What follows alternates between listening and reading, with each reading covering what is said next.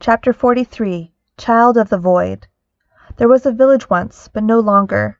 There was a place where guardians stood watch over a great field of dark sand which expanded across a vast storm-drenched plain.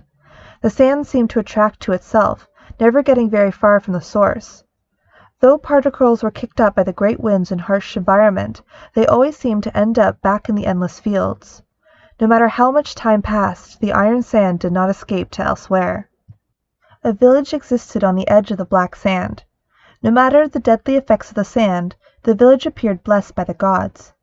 Those who lived there as guardians year after year warned travelers about the dark dust. They protected them from the sand through warnings or force when it came to that. They carried bows and fired upon the intruders from the desert. There were few who wished to enter the sands as there were few to guard it. As it should be. Those who watched never entered the sands, only forever watching and forever warning, until one day one of them asked the question, "What truly lies beyond?" It was a young girl who brought forth the question. What was it they were guarding and why? Long forgotten, there was no answer. Yet the duty the gods gave them was not to be ignored. None dared defy it. So she meditated on that question long and hard. An outcast of her clan, she sat in the iron sand whispering to the sky, looking for an answer. Until at last it came. "Your task is to protect us, to protect our remains. You protect us." The girl opened her eyes. She entered her village telling them what she heard. They did not believe her. Try as she might, they told her there were no voices. There were no remains to protect, so she sought to speak to the voices more. Through meditation and practice, the voices became clearer and clearer. Communication became easy between them.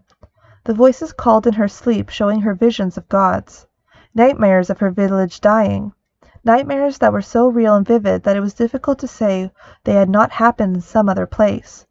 She saw herself surrounded by invaders. Everyone was slaughtered. Everyone and everything she knew was gone. Only strange creatures remained, things which should not be. She warned her village as best she could.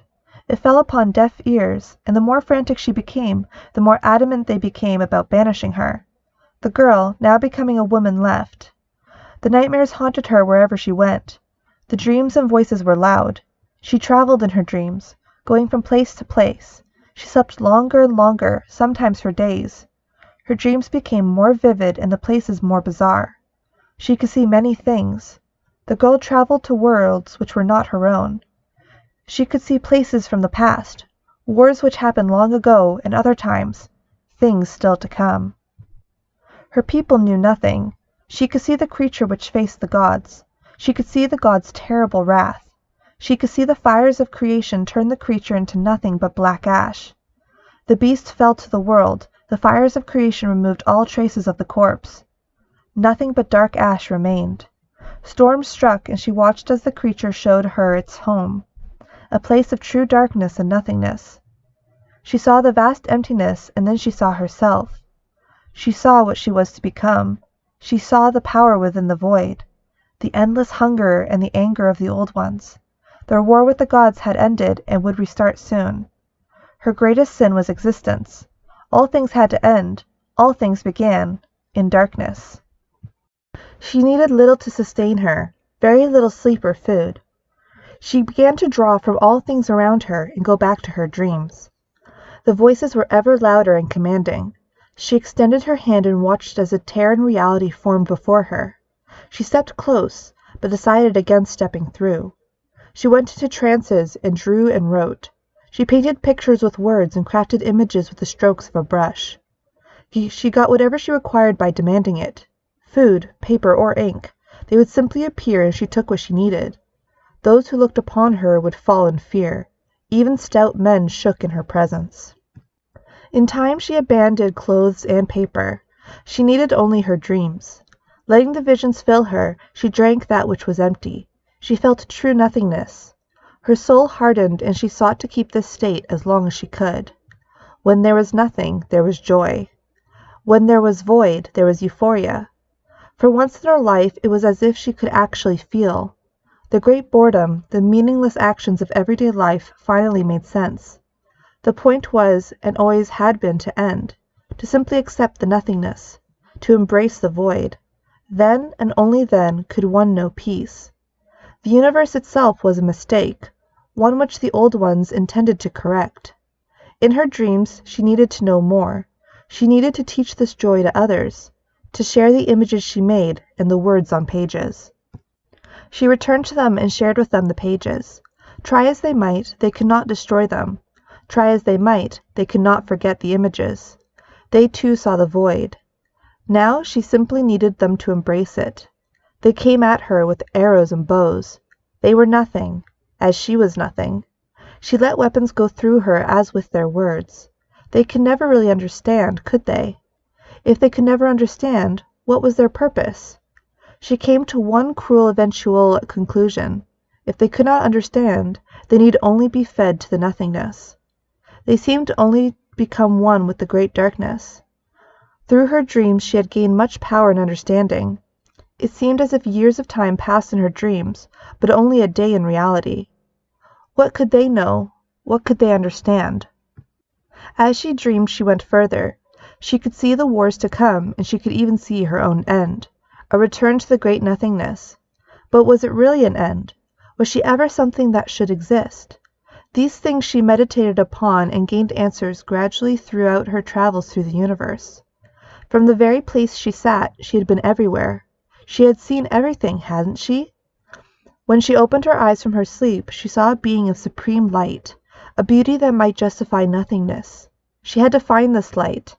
If her visions were right, at some point she would meet a beautiful creature which would give her purpose. This creature, no, this goddess was Hecate. Chapter 44. Alice. From the very beginning, Alice didn't know what to think of other human beings who were obsessed with the strangest of things. The concept of family or finding joy in pets who served no purpose. Seeking to understand the elements of themselves instead of understanding what was around them. Alice understood a very simple concept. They were small. She was no exception. The universe was large, and their attempts to understand themselves, instead of something that could actually be understood, was stupid. Why was one person born smart and another stupid? Why are there some creatures large and others small? Why did reactions happen a certain way? At its core, science was about observing the world, documenting and using what tools one had to observe things small or great.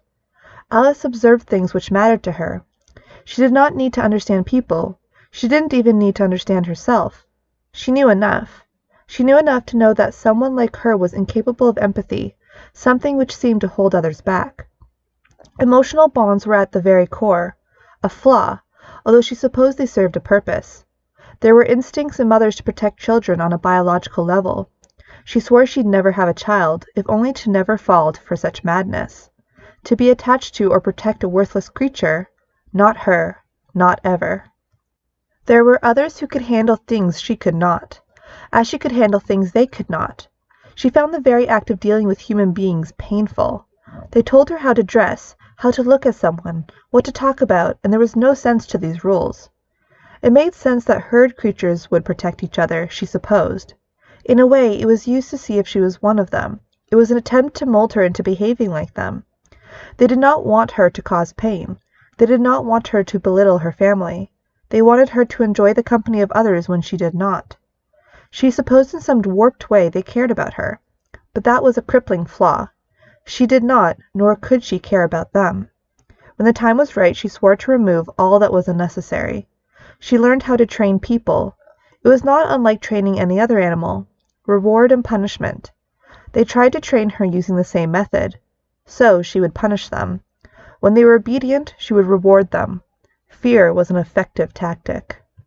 It seemed everyone else had someone or something they cared about. Some cared about family and pets. She learned her sister could be easily controlled as a child. All she needed to do was threaten to hurt a rabbit and prove her resolve by doing it. The euphoria she felt when she hurt something was unexplainable. Admittedly, it was a weakness. One she was acutely aware would not be tolerated by the masses. When she realized her desire to cause pain, she had to hide it as best she could from her mother and father. That was until she learned how to control her mother.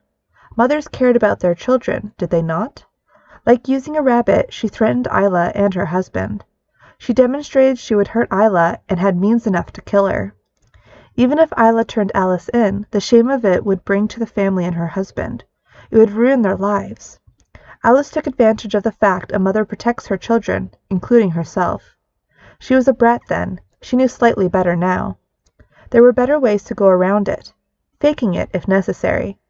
Isla had mastered conforming to their wants, so Alice supposed it would be possible for her as well. She just couldn't control herself sometimes.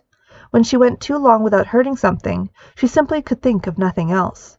Aware of this fact made her a defect as a human from the very beginning. She found ways to cope. She started with insects, but they felt no pain. The insects she had did not truly have the mind to understand suffering. Then she tried Isla's rabbit, which satisfied her, sometimes. She found hurting something too often made it lose its effect. Further, it could make the creature jaded to pain, such as when Isla begged for her bunny to be left alone. Alice had to be careful when hurting Isla. In her eyes, her sister Isla was simply helping her. She simply did not have the willpower not to hurt things. Isla was family and protecting her. Isla never told on her. Perhaps from fear or some misguided sense of family. It did not matter to Alice. At some point, the scorpion stings became so numerous that Isla fell very ill, limiting heavily the pain Alice could inflict on her sister. The servants were risky, but Alice toiled in her room when she was very young until she found her solution, an antivenom, the very first invention her father was proud of. She did not make it for him to be proud, nor did she understand then why he was happy she made it. In time she learned that it gave the family house resources that might one day be hers. To that end, it would do no harm to assist her family again. Due to how inheritance worked, she might very well inherit assets. Then again, she knew there was a very real possibility of being cast out of the household, disinherited or otherwise. She made sure Isla did not die. Alice used the antivenom as best she could and kept Isla's torture to a minimum. It soon became too much. Alice could not hold it in. She had to torture something, anything. She ended up hurting Isla in one of her crazed moments of sadism. The only things which gave her any sort of pleasure or gave relief from the constant desire was to hurt something. Half of her wanted to cure the sickness of the mind. The other half of her did not. It brought her more pleasure than anything. At last she went too far. She was careless and Isla fell too ill. Her father might catch on soon. Then the idea came to her. The pony that was promised to her if she perfected an antivenom. She worked frantically for a week or two, wearing nothing but pajama pants, and she stopped only for the food which was left outside her door. The servants were quick to learn that they'd be punished for annoying her during her work. At first she came up with a painkiller. She smiled at first, but then was displeased. That was not what her father asked. He asked for a better antivenom. She cursed. She wanted to hurt something badly, something new. She wanted to hurt that pony. Then she promised herself it would come soon. Alice tried her best not to kill her sister. Isla was weak, and Alice knew she wouldn't be able to hold herself back. She was getting sloppy, and her mind was no longer sharp when it came to torture. At last she made an antivenom, just like her father asked. What better? Her father returned home just in time. She put on clothes and cleaned herself. She hated clothes. She hated smiling. She tried her best to hide her desperation, but could not. She asked for the pony while telling him about her antivenom and even the painkiller. She intended to keep the painkiller for something to trade later, but she was just so desperate. Gladly she would give him the painkiller if only he would get her that pony. It would be something new, something durable, something that she could hurt for hours. She could barely contain herself. Her father, much to her annoyance, checked her work. He had experts look into what she offered him. She cursed. Her plans about hiding the pony or putting it in some quiet place were slowly being lost to the growing mania. She had to hurt it. Maybe if she hurt Isla a little bit to tide her over. No, too risky. Maybe her mother? A servant? No, the pony is what wouldn't talk. At last her father returned and offered her a cute and well-groomed pony. He was very pleased with her, more perhaps than he had ever been. Her mouth almost watered at the thought of hurting it. Her excitement was seen by her father as some sort of girl-like admiration for the beast. Far from it. It was docile and would be walked from one location to another. Having a pony was fairly tame right from the beginning. Her father left, and then she wanted to guide the pony to a quiet place, a place where none would see the work she did, But much to her frustration, still young and still impatient, the horse did not obey her like her father. She began to tug hard, expecting it to follow. It did not. Rage erased what little self-control she had. She took the riding crop and began to mercilessly beat the pony. It was still small enough where she could hold it down despite how it kicked. She almost liked that it fought back. Her crazed eyes almost had a glow. The relief from the constant need was finally being fulfilled. She beat the pony over and over until her wits finally came to her. She cursed at her foolishness. The servants had seen? Had her father seen? Hopefully not. The pony shivered helplessly as she carried it to a simple pole barn. She tied it as best she knew how and went into the house. Her father was not waiting for her. Good. She went upstairs to find her father looking over Isla. He had seen the places Alice carefully hurt Isla.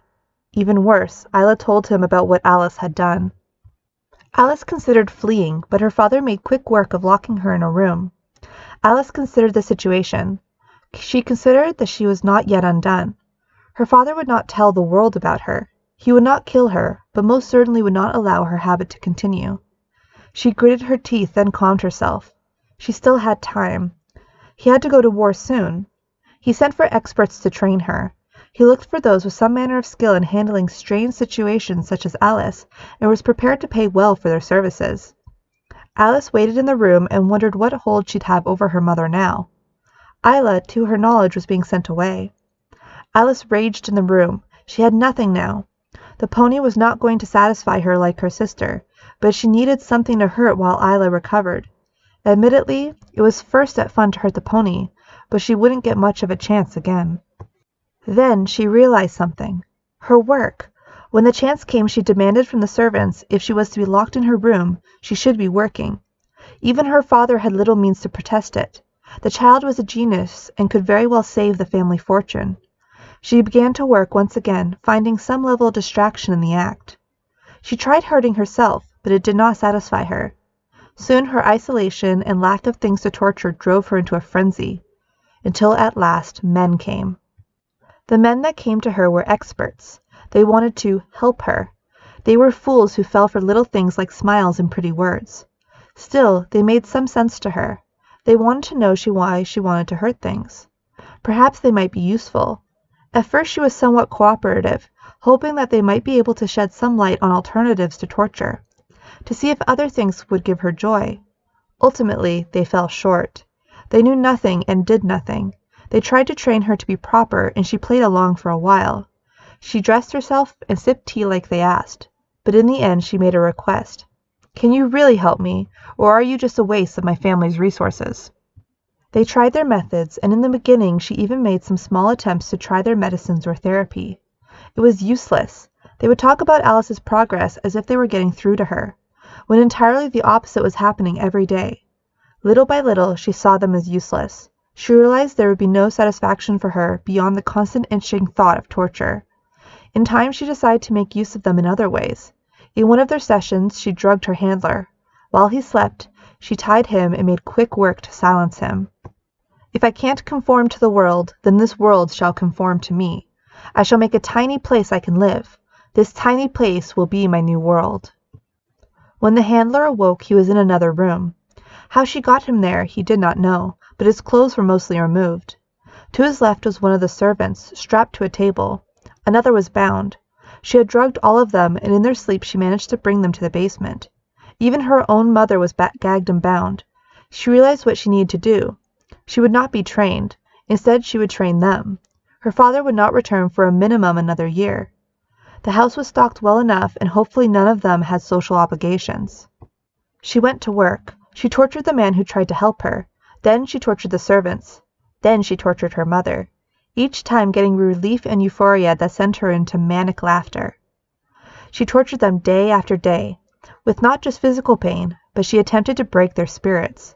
She found out what they loved, what they hated, what they feared. She was determined to break their spirits, kill them if she must. As they became obedient, she lessened their torture. As their spirits broke, she began making threats to their friends and family. She would poison them and offer them the antidote if they did something for her. Alice even went so far as to make them do humiliating acts which served no real purpose, just to see if they would. Some were broken to the point of uselessness. Alice made them write letters or do other things to dismiss their absence. Then she killed the one not useful to her. In time, she could even let them wander around the house. The main door, after new modifications to the locks, was useful. Other escape exits were controlled. Alice was content when things were within her control, be it science or people. They obeyed, and so long as they obeyed, they were not harmed. They brought her animals and other things she needed. They brought her materials as she needed. It was even fine to let them go outside after a while, knowing well they would return. The child put them through such horrors even their will to live was questioned. Her mother seemed broken most of all. She often muttered nonsense to himself. "That's a good girl, Alice. You're my favorite, Alice. I'll never leave you, Alice." Jean Gauss could barely be said to have a mind any more. She experienced such horrors that she lost her mind. A child born of her was like this. The woman went into such a delusion that she believed she was living in some happy little place. Alice was behaving, and Isla was still at home. Even when her father came home. He was a tired and drunken man. She might have given him a turn, except he was already in the midst of dying. He drank constantly and slept very little. The state of his house only seemed to add to his despair. Alice would often enter his room and smile at him. She might have intended to hurt him, but just seeing him in his suffering was enough to sustain her. In fact, just the state of the house was enough to sustain her. She grew dirty and constantly worked in the attic. She wasted away what household funds she could by torturing creatures brought to her. It was strange. Alice got to torture all she wanted, and she was living in an environment she tamed, but there was a great wastefulness. The potential she had was being wasted because of the torturing. Even she knew it. All the same, she could not stop. She gratified her addiction again and again. When her funds ran short, she realized some of the servants had to go. Her mother and father were useless now. Plus, there was the risk he might try to put her in a cage again. When the time came, she got rid of them by adding bits of poison which killed slowly and aimed for the mind. After her father died, her mother didn't even cry. "Oh, look, someone has gone and made a mess," she said, looking at her husband. She leaned down to him and spoke. "Clumsy dear, clean that up, won't you? Be a dear, won't you?" She rambled like this for several minutes. Alice gave her a rope. "Put that around your neck." The mother put it around her neck. "Such a good girl. Get on that chair." She obeyed. "I won't make a mess, I promise." Alice smiled, then kicked the chair out from under her. Her mother had a look of peace, then at last horror on her face. Alice went into a fit of laughter and tears. Finally, she was free. Finally, she had no need to fear her secret getting out. They were dead, and she could go on torturing as long as their house could sustain her. She commanded the servants to alert the authorities that her father and mother were dead. They obeyed and repeated word for word what Alice told them to those who asked about them. They were sad. Their family had gone through hard times. That Leonardo Gauss had turned to drink and let everything go. That his wife Jean followed him to his death with suicide. That their daughter was cared for and that the servants could handle her upbringing. To her great irritation, she learned that Leonardo Gauss had named another as her guardian, and the estate would be overseen by a man she had never met, Darius Dorn. When he arrived, he saw the servants. He saw the fear in them. He saw the body of the father when a small memorial was held in the home. He opened the casket and looked over the body. He looked at the place her mother died. Then he looked at the servants again. When he saw Alice, her world changed with only a few words. "Why did you kill your father?"